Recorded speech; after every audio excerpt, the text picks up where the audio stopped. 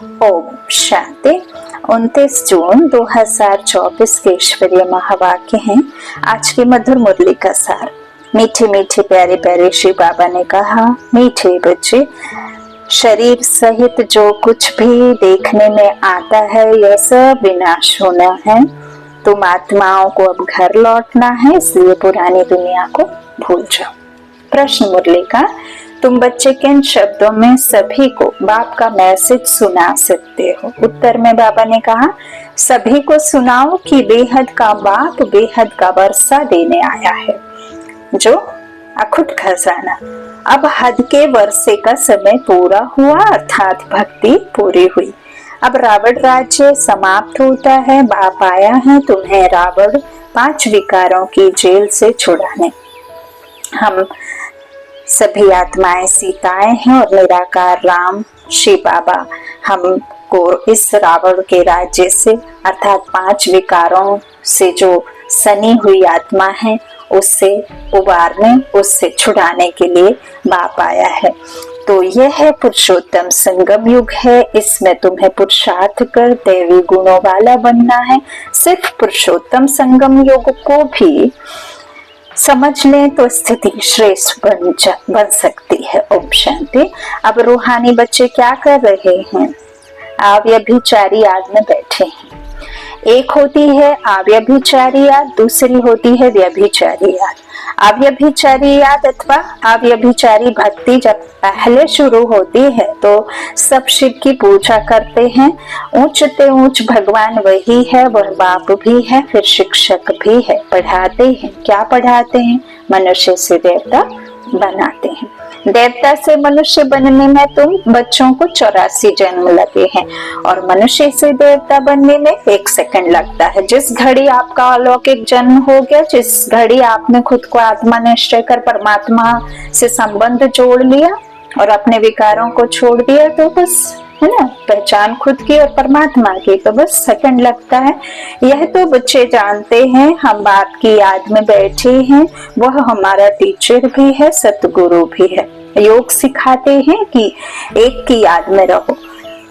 वह खुद कहते हैं, हे आत्माओं, हे बच्चे, देह के सब संबंध छोड़ो,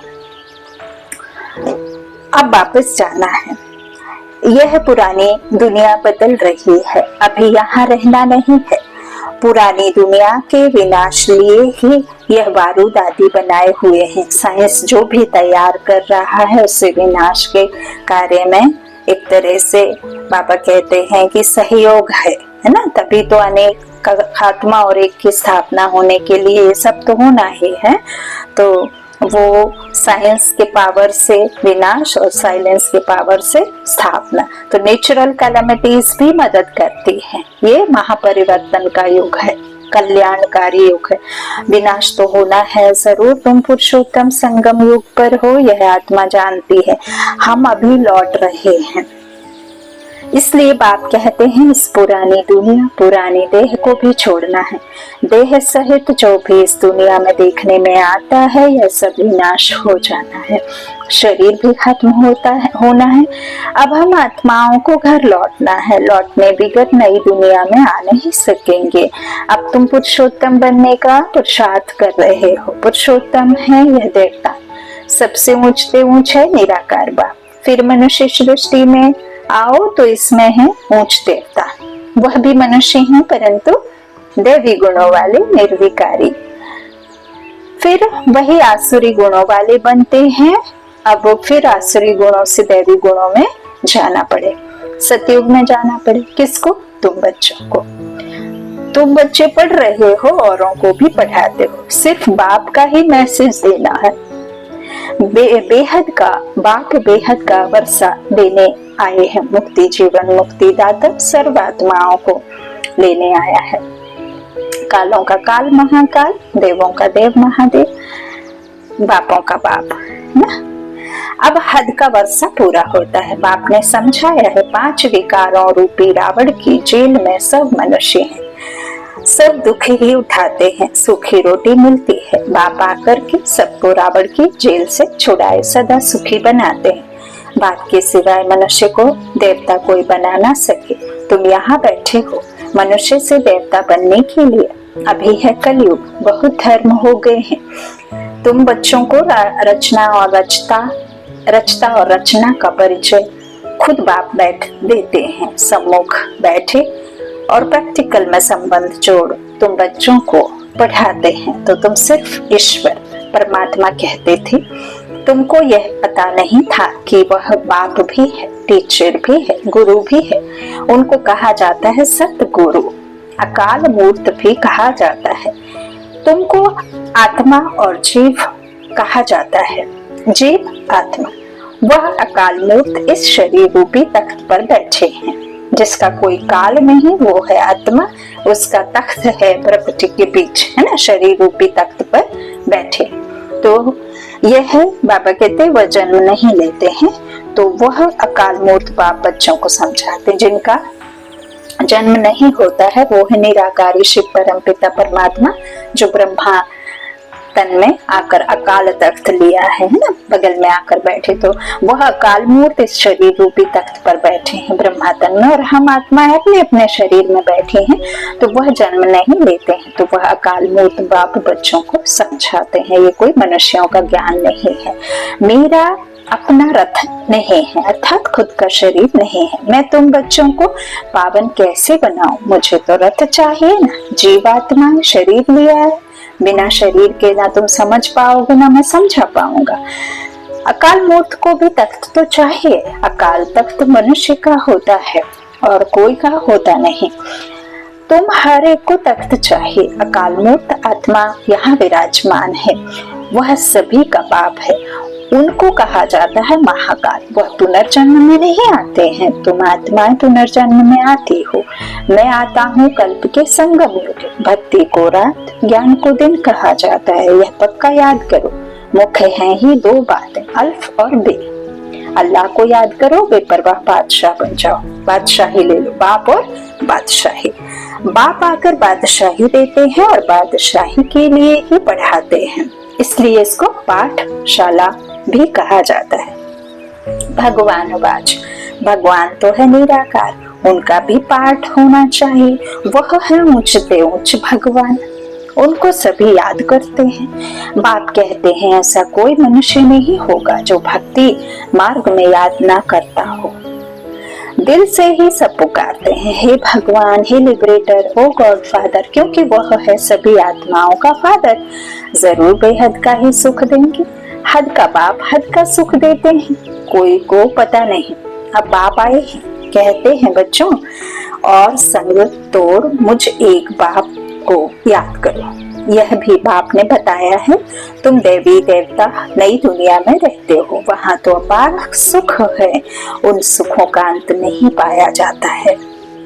नए मकान में सदैव सुख होता है, पुराने में दुख होता है। तब तो बाप बच्चों के लिए नया मकान बनवाते हैं।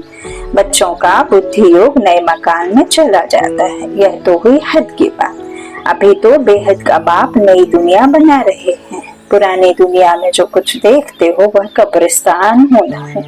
अभी परिस्थान स्थापन हो रहा है। तुम संगम युग पर हो, कलयुग की तरफ भी देख सकते हो, सतयुग की तरफ भी देख सकते हो। तुम संगम युग पर साक्षी हो, देखते हो। प्रदर्शनी में अथवा म्यूजियम में आते हैं तो वहां भी तुम संगम पर खड़ा कर दो। इस तरफ है कलयुग, उस तरफ है सतयुग। हम बीच में हैं, ना संगम ना सतयुग में है, ना ही हम कलयुग में हैं, हम संगम में हैं।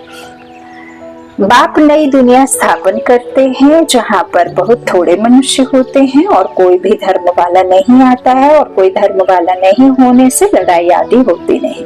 सिर्फ तुम ही पहले पहले आते हो। अभी तुम स्वर्ग में जाने का पुरुषार्थ कर रहे हो। पावन बनने के लिए ही मुझे पुकारा है कि हे बाबा, हमको पावन बनाकर पावन दुनिया में ले चलो। ऐसे नहीं कहते कि शांति धाम में ले चलो। परम धाम को कहा जाता है स्वीट होम। अभी हमको घर जाना है, जिसको मुक्ति धाम कहा जाता है, जिसके लिए ही सन्यासी आदि शिक्षा देते हैं। वह सुख धाम का ज्ञान दे नहीं सकते, वह है निवृत्ति मार्ग वाले। तुम बच्चों को समझाया गया है कौन कौन धर्म कब कब आते हैं। मनुष्य सृष्टि रूपी झाड़ में पहले पहले फाउंडेशन तुम्हारा है। बीज को कहा जाता है वृक्ष पति, बीज को वृक्ष का पति कहा जाता है ना। तो बाबा कहते हैं इस तरह, बाप कहते हैं मैं वृक्षपति ऊपर में निवास करता हूँ, जब झाड़ एकदम जड़ीभूत हो जाता है तब मैं आता हूँ देवता धर्म स्थापन करने। बनन ट्री का बड़ा वंडरफुल झाड़ है, बिगर फाउंडेशन बाकी सारा झाड़ खड़ा है। इस बेहद के झाड़ में भी आदि सनातन देवी देवता धर्म है नहीं, अभी वो है ही नहीं, बाकी सब धर्म खड़े हैं। जब सब धर्म होते हैं तब वो धर्म नहीं होता, और जब वो होता है तब कोई धर्म नहीं होता। तो तुम मूल वतन निवासी थे, यहाँ पाठ बजाने आए हो, तुम बच्चे ऑलराउंड पाठ बजाने वाले हो, इसलिए 84 जन्म है मैक्सिमम, फिर मिनिमम एक जन्म। मनुष्य फिर कह देते 84 लाख जन्म, वह भी किसके होंगे यह भी समझ नहीं सकते। पाप आकर तुम बच्चों को समझाते हैं। 84 जन्म लेते हो, पहले पहले मेरे से तुम बिछुड़ते हो। सबसे पहले संगम युगी ब्राह्मण ही बाप से बिछड़ते हैं। सतयुगी देवताएं ही पहले होते हैं। जब वह आत्माएं यहाँ पाठ बजाते हैं तो बाकी सब आत्माएं कहाँ चली जाती हैं यह भी तुम जानते हो। बाकी सब आत्माएं शांति धाम में होती हैं। तो शांति धाम अलग हुआ ना, ये दुनिया अलग वो दुनिया अलग, बाकी दुनिया तो यही है। बाबा कहते हैं सुख की दुनिया भी इसी दुनिया पर बसानी होती है, विकारों को खत्म कर। लेकिन वो दुनिया में फिर शांति धाम में जो आत्माओं का पाठ पिछाड़ी में होगा वो धीरे धीरे उतरेंगी। दुनिया यही एक है, तो पाठ यहाँ बजाते हैं। नई दुनिया में सुख का पाठ, पुरानी दुनिया में दुख का पाठ बजाना पड़ता है। सुख और दुख का यह खेल है, वह है राम राज्य। दुनिया में कोई भी मनुष्य यह नहीं जानते कि सृष्टि का चक्र कैसे फिरता है। न रचयिता को न रचना के आदि मध्य अंत को जानते हैं। बाबा कहते हैं ज्ञान का सागर एक बाप को ही कहा जाता है। रचयिता और रचना के आदि मध्य अंत का ज्ञान कोई शास्त्र में है नहीं, मैं तुमको सुनाता हूँ, फिर यह प्रायः लोप हो जाता है। ज्ञान तुम्हारे साथ नहीं जाएगा, ज्ञान का सागर मैं ही हूँ, मैं ही आकर यह ज्ञान दूंगा। ज्ञान जाएगा तो तुमको सुख की भाषा नहीं होगी, क्योंकि दुख का तुम्हें फिर आभास होता रहेगा कि दुख भी आएगा, तो ये लोप हो जाता है। सतयुग में यह रहता नहीं। भारत का ही प्राचीन सहज राजयोग गाया हुआ है, गीता में भी राजयोग नाम आता है। बाप तुम्हें राजयोग सिखलाकर राजाई का वर्षा देते हैं, बाकी रचना से वर्षा मिल ना सके, है ना। काका मामा चाचा भाइयों से कहाँ मिलेगा, बाप से ही मिलेगा, तो वर्षा मिलता ही है रचता बाप से। हर एक मनुष्य क्रिएटर है, बच्चों को रचते हैं। अब काका चाचा मामा कौन, जो भक्ति में शास्त्र आदि बैठ करके बनाए हैं, उनसे वर्षा नहीं मिलता, वर्षा मिलता है ज्ञान सागर बाप से। तो बाबा कहते बच्चों को रचते हैं। कौन, हर एक मनुष्य क्रिएटर है, बच्चों को रचते हैं रचता बाप। वह है हद के ब्रह्मा, यह है बेहद के ब्रह्मा। वह है निराकार आत्माओं के पिता, वह लौकिक पिता। देखो बाबा ने यहाँ क्या बताया कि ब्रह्मा बेहद का और एक है हद का ब्रह्मा, जो शरीर रूपी पिता शरीर को रचते। फिर शिव बाबा ब्रह्मा के द्वारा निराकार बच्चों को रचते हैं ना, तो वह है निराकार आत्माओं के पिता, वह लौकिक पिता। यह फिर है प्रजापिता। प्रजापिता कब होना चाहिए, संगम पर। क्या सतयुग में? नहीं ना, पुरुषोत्तम संगम युग पर होना चाहिए। मनुष्यों को यह भी पता नहीं है कि सतयुग कब होता है। उन्होंने तो सतयुग कलयुग आदि को लाखों वर्ष दे दिए हैं। बाप समझाते हैं 1250 वर्ष का एक युग होता है। 84 जन्मों का भी हिसाब चाहिए ना, सीढ़ी का भी हिसाब चाहिए ना। हम कैसे उतरते हैं, पहले पहले फाउंडेशन में है देवी देवता, उनके बाद फिर आते हैं इस्लामी बौद्धिक। बाप ने झाड़ का राज भी बताया है। बाप के सिवाय तो कोई सिखला ना सके। तुमको कहेंगे यह चित्र आदि कैसे बनाए, किसने सिखाया? बोलो बाबा ने हमें ध्यान में दिखाया, फिर हम यहाँ बनाते हैं। फिर उनको बाप ही इस रथ में आकर करेक्ट करते हैं कि ऐसे ऐसे बनाओ, खुद ही करेक्ट करते, मनुष्यों की मत से बन ना सके। श्री कृष्ण को श्याम सुंदर कहते हैं, परंतु मनुष्य तो समझ नहीं सकते कि क्यों कहा जाता है। यह बैकुंठ का मालिक था तो गोरा था, फिर गावड़े का छोरा सांवरा बना, इसलिए उनको ही श्याम सुंदर कहते। यही पहले आते हैं तत्वम। इन लक्ष्मी नारायण की राजाई चलती है। आदि सनातन देवी देवता धर्म की स्थापना कौन करते हैं यह भी किसको पता नहीं है। भारत को भी भुलाए हिंदुस्तान के रहवासी हिंदू कह देते हैं। मैं भारत में ही आता हूँ। भारत में देवताओं का राज्य था जो अब प्रायः लोप हो गया है। मैं आता हूँ फिर से स्थापना करने। पहले पहले है ही आदि सनातन देवी देवता धर्म। यह झाड़ पृथ्वी को पाता रहता है। नए नए पत्ते मठ पंथ पिछाड़ी में आते तो उनकी भी शोभा हो जाती है। फिर अंत में जब सारा झाड़ जड़ी भूत अवस्था को पाता है तब फिर मैं आता हूँ। यदा यदा ही धर्म से। आत्मा अपने को भी नहीं जानती है तो बाप को भी नहीं जानती। अपने को भी गाली देते हैं, बाप को और देवताओं को भी गाली देते रहते हैं। तमो प्रधान बेसमझ बन जाते। तब मैं आता हूँ, है ना। पतित दुनिया में ही आना पड़े। पावन दुनिया में पावन किसको बनाएंगे? तो तुम मनुष्यों को जिये दान देते हो, अर्थात मनुष्यों से देवता बनाते हो। बाप देते हैं फिर हमें कहते हैं दो तुम भी, तो सब दुखों से दूर कर देते हो। सो भी आधा कल्प के लिए गायन भी है ना। वंदे मातरम। कौन सी माताएं जिनकी वंदना करते हैं? तुम माताएं हो। सारी सृष्टि को बहिष्ठ बनाती हो। सहयोगी है ना बाबा के बच्चे। तो भल पुरुष भी है लेकिन मेजॉरिटी माताओं की है। माताओं पर कलश बाबा ने रखा है, ज्ञान कलश। इसलिए बाप माताओं की महिमा करते हैं। बाप आकर तुमको इतनी महिमा लायक बनाते हैं। अच्छा मीठे मीठे सिक्के लदे बच्चों प्रति माता पिता बाप दादा का याद प्यार और गुड मॉर्निंग। रूहानी बात की रूहानी बच्चों को नमस्ते। हम रूहानी बच्चों की रूहानी माता पिता बाप दादा को याद प्यार और गुड मॉर्निंग। धारणा के लिए मुख्य सार। पहला बाबा ने कहा अपार सुखों की दुनिया में चलने के लिए संगम पर खड़ा होना है। साक्षी हो सब कुछ देखते हुए बुद्धि योग नई दुनिया में लगाना है। बुद्धि में रहे अभी हम वापस घर लौट रहे हैं। दूसरा सभी को जियदान देना है।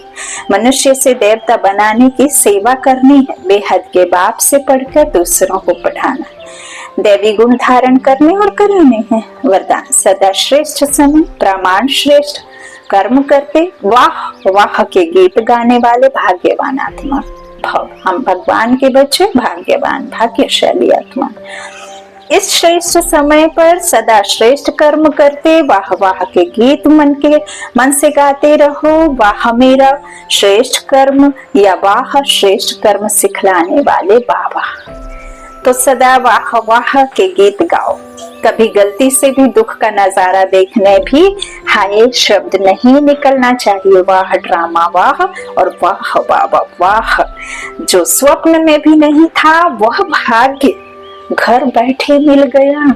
इसी भाग्य के नशे में रहो। कितना प्यारा वरदान है आज का स्लोगन। मन बुद्धि को शक्तिशाली बना दो तो कोई भी हलचल में अचल अडोल रहेंगे। मन बुद्धि को शक्तिशाली बना दो तो कोई भी हलचल में अचल अडोल रहेंगे। अच्छा ओम शांति। शुक्रिया बाबा, शुक्रिया।